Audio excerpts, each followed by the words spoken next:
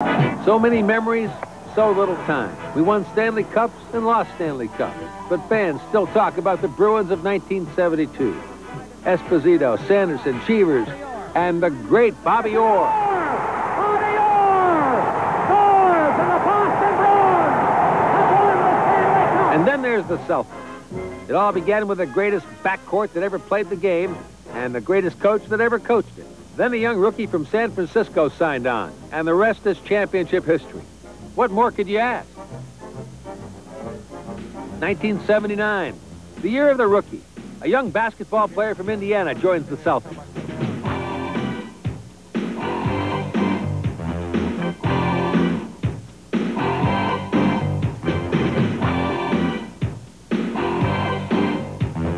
While everybody in the world is interviewing this guy, another rookie of 1979 is making his first appearance as a television sports reporter, drafted from BZ Radio, with some untraditional ideas about how to get the job done. Even as we speak, taking on the Oakland A's. Sports Update, Bob Lobel, have a big night.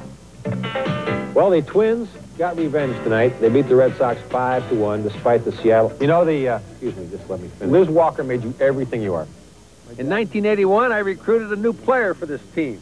I met this guy, Bob Lobel, at the Beanpot Hockey Luncheon. And we found out that he was in the same fraternity that I was. He at Kent State, I at Syracuse. He was a former teacher, as I was. He was also a frustrated kind of jock, as I was. And we ran down about 10 things that we obviously had in common. WBZ, they were looking for a weekend guy, and he said, would you be interested? And, of course, being from the area and growing up with Jack Chase and Don Kent and all these people, I mean, who wouldn't?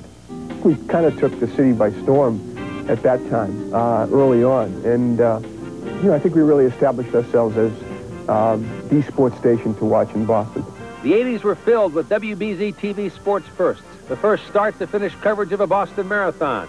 The first start-to-finish coverage of the America's Cup. Talk about great moments. Without question, the most exhilarating single sports event that I've had a chance to cover here at WBZ. The Hagler-Hearns fight at Caesars Palace, Las Vegas.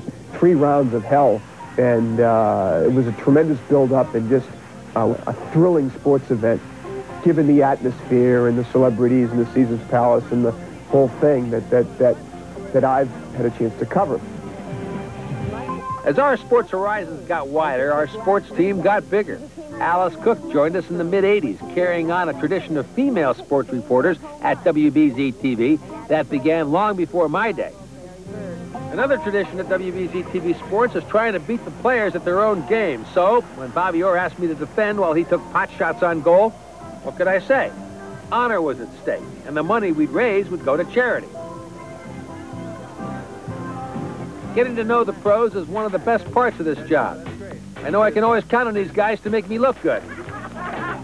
Some of my most memorable moments were working with a sportscaster who really did become a legend. The voice of the Celtics for 35 years. 12 of them right here at WBZ TV. The late Johnny Mosey. 5 years ago, I talked with Johnny about those times. Done Celtic games on a number of outlets here in Boston, but I think one of the greatest games ever played was aired on WBZ when you were behind the microphone, and that came in the playoffs in '76. Yes, it was the triple overtime game against Phoenix in the 5th game, and you couldn't tell exactly who was going to win the thing because it kept getting tied up, and you remember Garfield Hurd hit a shot with no time left on the clock to send it into the 3rd overtime. Of course, you were calm, cool, and always, always, all right. I never get excited. In the 90s, a new generation will be picking up the ball. We've watched as some of the greatest figures in sports history have retired, and we're looking forward to watching new dynasties being built. With the kind of sports tradition we've got here in New England, we just can't miss. What's next? 45 years of entertainment on WBZ TV4 when we come back.